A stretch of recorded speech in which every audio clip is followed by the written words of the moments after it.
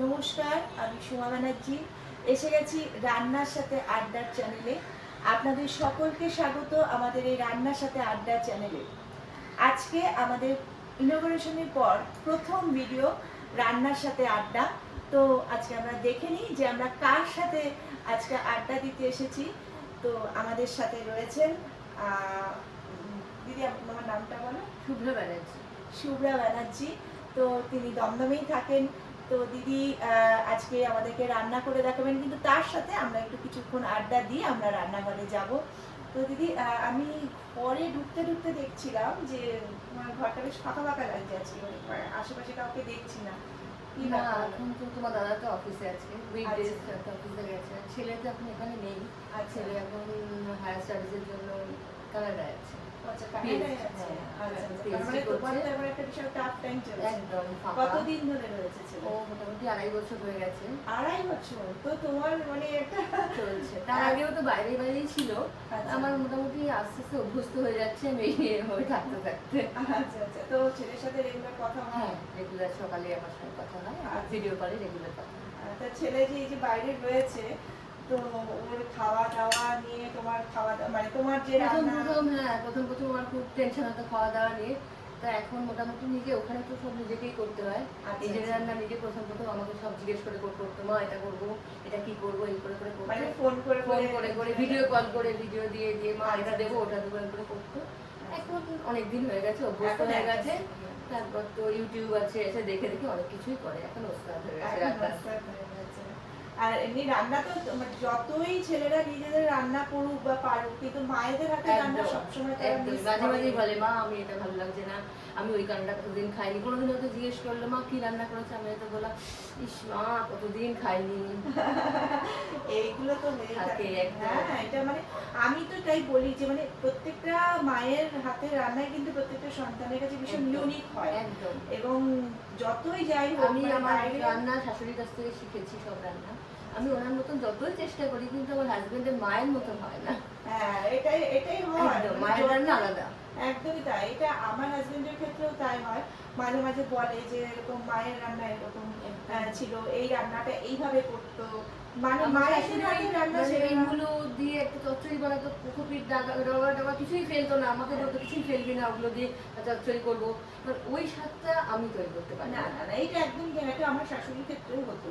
একটু পোস্ত করতো, সেটা তো একদম কাঁচা পোস্ত, কাঁচা তেল দিয়ে করছে, তো খুব সুন্দর। আমিও মাঝে মাঝে খুব মিস করি আমার শাশুড়ির রান্না। হ্যাঁ, আমিও পুরোটাই শাশুড়ির হাতে শেখা, আমি কিছু রান্না শিখে আসিনি। আচ্ছা আচ্ছা, তোমার শ্বশুর শাশুড়ি কত হয়েছেন? কত? মা মারা গেছেন প্রায় 15 বছর, আর বাপি মারা গেছেন 17 বছর। আচ্ছা আচ্ছা, ছেলে কি দেখেছেন? হ্যাঁ, ছেলে তখন 8 বছরের যখন শাশুড়ি মারা যান, আর 6 বছরের যখন শ্বশুর মারা যান। তো তোমার ছেলে জানে কি আজকে যে ভিডিও শুটটা? হ্যাঁ, আমি আজকে সকালে ছেলেকে ফোনে বললাম যে আজকে এটা করেছি। আচ্ছা, খুশি হয়েছে? হ্যাঁ, খুব ভালো মা করো। হ্যাঁ, এই যে উৎসাহটা দিয়েছে আমার ছেলে ভীষণ উৎসব কাজে আমাকে উৎসাহ দেয়। এটা খুব দরকার সন্তানদের কাছ থেকে। যদি না মানে আর কেউ সাপোর্ট করুক না করুক, সন্তানরা যদি মায়েদেরকে সাপোর্ট করে, এটা কিন্তু মায়েদের অনেক বড় একটা পাওয়া হয়ে থাকে। তো দিদির আমি আরেকটা কথা বলি যে দিদির আরেকটা বিশেষ পরিচয় আছে। শুভ্রা দিদি হলেন আমাদের একজন খুব মানে 90s-এর একজন টলিউড অ্যাক্ট্রেসের কাজিন সিস্টার।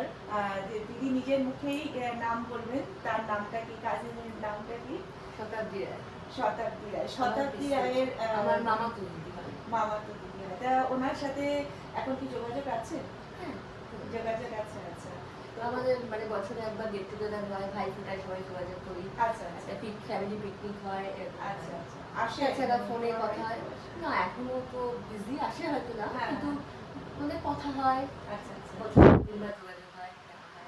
কোথাও বেড়াতে গেলে আমরা, আমাদের একটা গ্রুপ আছে মানে 5 জনের, আমার বৌদি দিদি সব মিলিয়ে আমরা মাঝে মাঝে বেড়াতেও যাই সেখানে। আচ্ছা আচ্ছা। তো তোমাদের মানে এই ছোটবেলায় মানে কোনো এরকম স্মৃতি আছে কি শতাব্দীর সাথে? স্মৃতি তো ছোটবেলাদের কি হয়, যেমন আমার তো বিশেষ ভাই বোনদের সঙ্গে যেরকম হয় খেলাধুলো সব কিছু, তখন তো আর ও শতাব্দীরা এরকম না, একদম কাছাকাছি থাকতে না, খুব কাছাকাছি থাকতাম না, কিন্তু ছুটিতে আসতো। ও তখন থাকতো আগরপাড়ায়, আচ্ছা, আর আমি থাকতাম উত্তরপাড়ায়। কিন্তু ওই শনি রোববার থেকে আসা হতো, জামাই শ্বশুরদের বাড়ি থেকে থাকা হতো, এগুলো তো আছেই। আচ্ছা আচ্ছা আচ্ছা, যাক, খুব ভালো লাগলো গল্প করে তোমার সাথে আড্ডা দিয়ে। তো এবারে কিছুটা আমরা রান্নাঘরে হ্যাঁ, ঢুকে চলো, যাই, যে চলো। আজকে কি রান্না করছে দেখি, তখন আবার রান্নার সাথে সাথে আবার আড্ডা দেবো আমরা। ঠিক আছে, ঠিক আছে। তো আজকে আমাদেরকে কি রান্না করে দেখাচ্ছ? এটা একদম আমার নিজস্ব রেসিপি। এটা হচ্ছে ক্যাপসিকাম, ধনেপাতা আর কাঁচা লঙ্কা বাটা। এটা হচ্ছে টমেটো, আদা বাটা। এটা আসলে একটু গ্রিনিশ হবে আলুর দমটা, সেটা আমার ছেলে খুব পছন্দ করতো, একটু গ্রিন আলুর দম, সেটা এটা গ্রিন আলুর দমই নাম। আচ্ছা, গ্রিন আলুর দম মানে সবুজ আলুর দম, সবুজ যেটা আলুর দম। মানে ছেলে খুব পছন্দের পছন্দ রান্না, করতো, একদম। ওটাই আর কি তুমি আজকে করছো। বাহ, একদম। খুব ভালো, ছেলেও দেখে খুশি হবে যখন একদম। ভিডিওটা দেখবে যে মা আমার রেসিপিটা করে, মানে আমার প্রিয় খাবার একটা করেছে, তখন ছেলেও খুব খুশি হবে। কি কি আছে তাহলে আমাদের বলো। এখানে হচ্ছে ক্যাপসিকাম, ধনেপাতা আর কাঁচা লঙ্কা বাটা। এটা টমেটো বাটা, আদা বাটা আর হলুদ, জিরে, লঙ্কা, ধনের গুঁড়ো। আর এগুলো ফোড়ন দেওয়ার জন্য জিরে, তেজপাতা, শুকনো লঙ্কা, এটা একটু কেশরি মেথি আর আলু সেদ্ধ করা আছে। আর আলুটা নুন। সেদ্ধ করে রেখেছো মানে হ্যাঁ। তাড়াহুড়ো, মানে তাড়াতাড়ি হয়ে যাওয়ার হয়ে যাওয়ার জন্য আর করেছি। এখানে একটু বোধহয় চিনি চিনি রেখেছো। রেখেছি, হ্যাঁ। আচ্ছা, এইটা আর হচ্ছে সর্ষের তেল। আচ্ছা, হলুদ সর্ষের গুঁড়ো, তেলে, হলুদ জিরের গুঁড়ো, লঙ্কার লঙ্কার গুঁড়ো আর ধনের গুঁড়ো। আচ্ছা আচ্ছা আচ্ছা, আর এটা সর্ষের তেল, মানে হ্যাঁ, রান্নাটা সর্ষের সর্ষের তেলেই তেলেই হবে। আচ্ছা, ঠিক আছে। তো আজকে আমাদের জন্য করছেন, আমি গ্রিন আলুর দম না, আমি সবুজ আলুর দমই বলছি, কারণ বাচ্চারা ছোটবেলায় যখন খায় তখন ওই সবুজ সবুজ একটু কালারফুল বোধহয় ব্যাপারটা খেতে ভালোবাসতো। তো এটা আর সুরাদির সবজিটাও নিচে- খাওয়ানো হতো। সবজিটাও তোমার খাওয়ানো হতো, এটার জন্যই আর কি। তো এগুলো মায়েদের একটা ছোট ছোট টিপস, মায়েদের মানে ছোট ছোট ট্রিক্স আমি বলবো, যে বাচ্চাদেরকে খাওয়ানোর জন্য কিভাবে করতে হবে। তো ঠিক আছে, নাও স্টার্ট করা যাক। আমি গ্যাস অন করলাম, তেলটা একটু গরম হোক।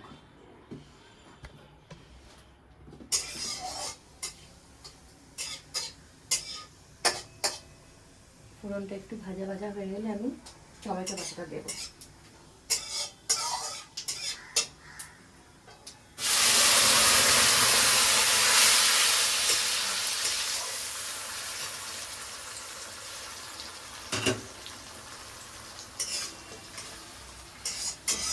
টমেটো বাটাটা দিলাম। আচ্ছা, এটা টমেটো পিউরি করে রেখেছি একদম টমেটো পিউরি। ওটা সেদ্ধ না, জাস্ট কাঁচা টমেটোটাই বেটে রেখেছিলাম। আচ্ছা, এবার একটু ফোড়নের বেশ ভালো একটা গন্ধ বেরিয়েছে। একটু আদা বাটা দেবো, আচ্ছা, 1.5 চামচ মতো আদা বাটা।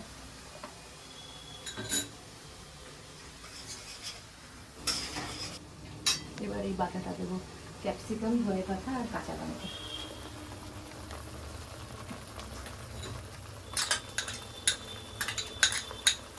ক্যাপসিকাম আর ধনেপাতা আর কাঁচা লঙ্কা একসাথে পেস্ট করে পেস্ট করে দিয়েছি। পেস্ট করে ওটা দিয়ে দিলাম। আর এটার জন্যই মানে কালারটা সবুজ হবে আর কি। কালারটা, স্মেলটা দুটোই আলাদা হবে। দুটোই একদম আলাদা। হ্যাঁ, স্মেল তুমি এখন স্মেলটা পাচ্ছ? হ্যাঁ, স্মেলটা অলরেডি পাচ্ছি, মানে ফোড়নের একটা কাশ- মানে যে স্মেল, তার সঙ্গে আবার এই ঝাল ঝাল একটা কাঁচা লঙ্কার যে ফ্লেভারটা, ওটা মিশে একটা ক্যাপসিকামেরও একটা যে ফ্লেভার, সেটা একটু ঝাল ঝাল মনে হয়। অদ্ভুত একটা সুন্দর একটা গন্ধ বেরিয়েছে। এটা একটু কষতে থাকো, আমরা একটু জিজ্ঞাসা করি, মানে তুমি যখন শ্বশুর বাড়িতে এসেছো, মানে এসেই কি তুমি রান্নাঘরে ঢুকে গেছিলে নাকি মানে বাপের বাড়ি থেকে রান্না জানতে নাকি? কিচ্ছু জানতাম না। আমি যখন মানে ফার্স্ট ইয়ারে পড়ি তখন আমার বিয়ে হয়েছিল। আচ্ছা, তার মানে তুমি এখানে এসে এডুকেশন কমপ্লিট করেছো? এখানে এসে বাড়িতে কমপ্লিট করে গ্র্যাজুয়েশন কমপ্লিট করেছি। আচ্ছা, না, আমি কিচ্ছু জানতাম না তখন। আমি হ্যাঁ রান্নাঘরে ঢুকেছি, কিন্তু ওই শাশুড়িকে জোগাড় করে দিতাম, শুকনো কেটে দিতাম, কিছু বাটা থাকলে বেটে দিতাম। আচ্ছা, মানে হেল্পিং হ্যান্ড হিসেবে ছিল তখন এইগুলো করতাম, আর চাটা করতাম, আচ্ছা, ওইগুলো করতাম, কিন্তু আর মাকে সব জোগাড় দিতাম। মানে আমার শ্বশুরমশাই গুঁড়ো মশলা খেতেনই না। আমি 2005-এ মারা গেছেন, 2005 অব্দি আমাদের বাড়িতে কোনো গুঁড়ো মশলা আসতো না। আচ্ছা আচ্ছা আচ্ছা, হলুদটাও বেটে খেতেন। এবার এই মশলার মধ্যে একটু নুন দেবো। নুন দেবে। নুনটা আমি একবারেই দিয়ে দিচ্ছি। আলুটা সেদ্ধ করার সময় কি নুন দিয়েছিলে? খুব অল্প। আচ্ছা,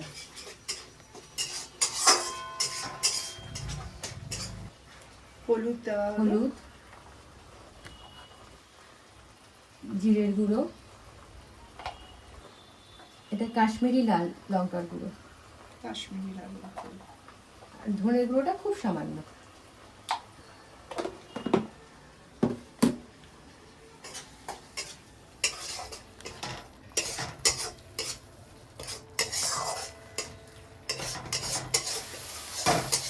বেশ ভালোই ছেড়ে গেছে।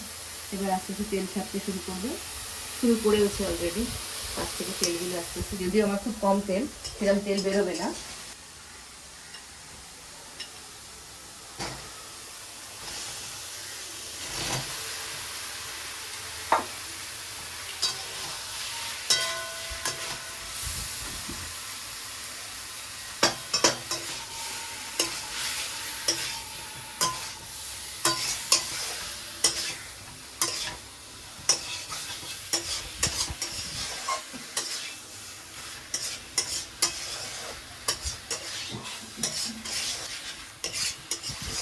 আলুর সঙ্গে মশলাটা ভালো করে কষিয়ে এবার আমি জল দিয়ে দেবো একটু। এবার জল দিয়ে দিচ্ছি।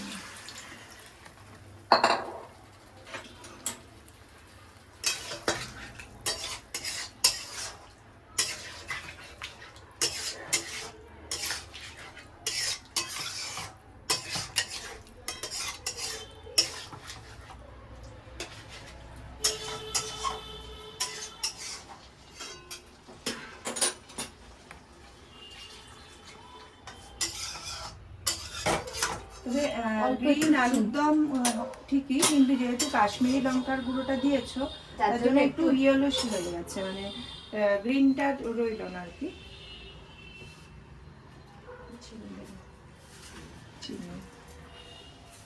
নিরামিষ রান্নাতে একটু চিনি দিলে রান্নার স্বাদটা যেন একটু বাড়ে।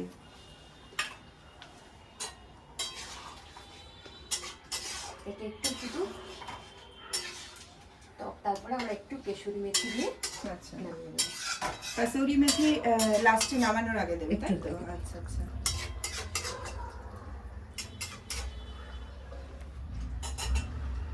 একটু ঢাকা দিয়ে দিই। গ্যাসটা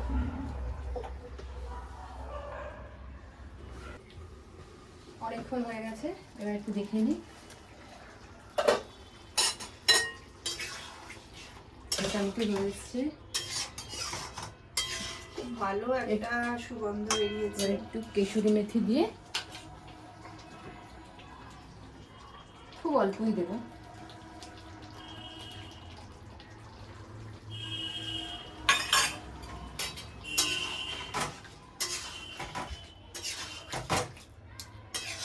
খুব সুন্দর একটা গন্ধ বেরিয়েছে।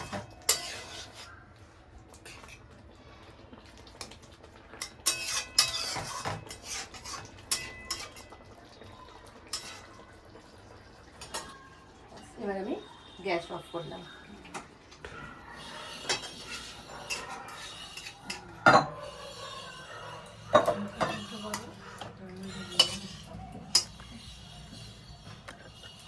আলুর দম রেডি। এবার শুধু সার্ভিং এর পালা।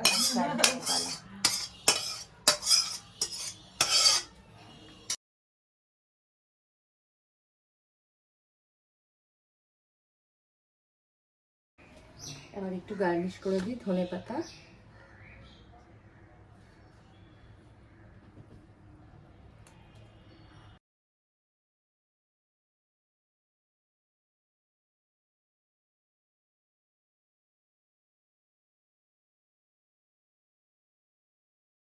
আমাদেরকে খুব সুন্দর সবুজ আলুর দম করলো, যদিও একটু সবুজটা অতটা রইলো না, কারণ যেহেতু কাশ্মীরি আলু মানে লঙ্কার গুঁড়োটা ব্যবহার করেছে। যদি কাশ্মীরি লঙ্কা, আমার মনে হয় না একদমই যদি কাশ্মীরি লঙ্কার গুঁড়োটাকে অ্যাভয়েড করো, আমার দেওয়ার সময় মনে হলো যে কাশ্মীরি লঙ্কা তোমার রেডিশটা আর কি আসতো না, তো সেই জায়গাটাই গ্রিনিশটা পুরোটা থাকতো আর কি।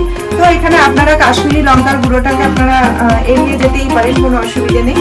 আর এখানে যদি সেখানে যদি একটু ধনে পাতাটা একটু বেশি করে দেন তাহলে খুব ভালো গ্রিনিশটা হবে।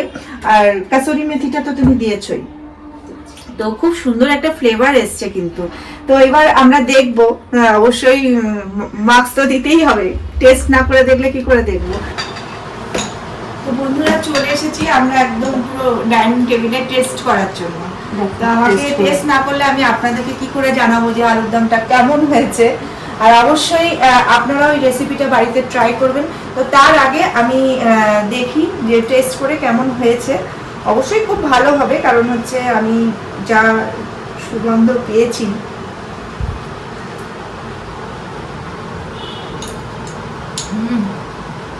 অসাধারণ অসাধারণ, ভীষণ ভালো একটা টেস্ট এসেছে।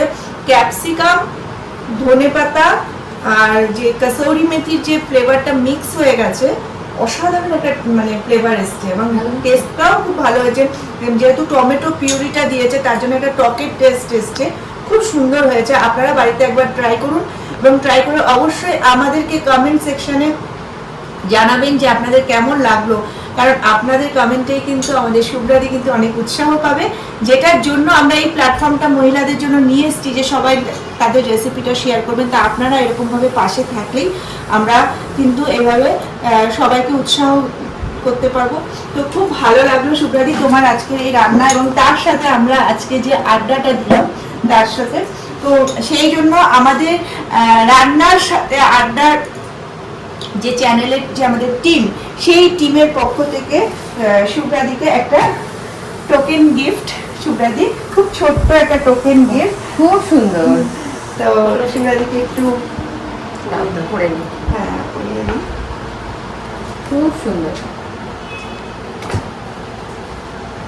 এটা কি? হ্যাঁ মাথা দিয়ে চশমা।